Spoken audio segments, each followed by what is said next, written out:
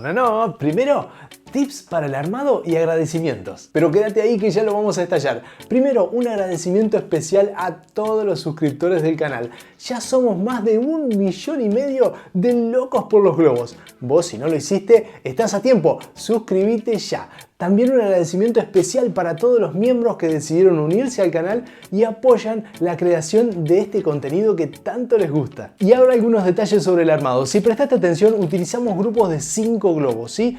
Utilizamos globos 12 pulgadas en la parte de abajo para que sean más grandes y globos 10 pulgadas, así nos íbamos afinando hacia el final. Además, los grupos de 5 globos te ayudan a que la guirnalda no quede homogénea como cuando usamos grupos de 4 globos que siempre se van acomodando.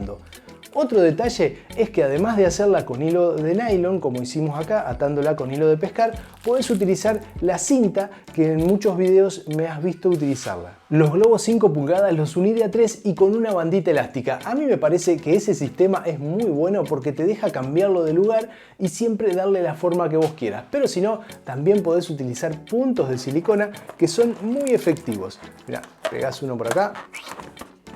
Y listo, vas pegando de a uno los globos a donde veas un huequito que quieras rellenar. Ahora sí, vamos a estallar ese globo sorpresa. Bueno, para mí no es mucha sorpresa porque creo que siempre me tocan nenas.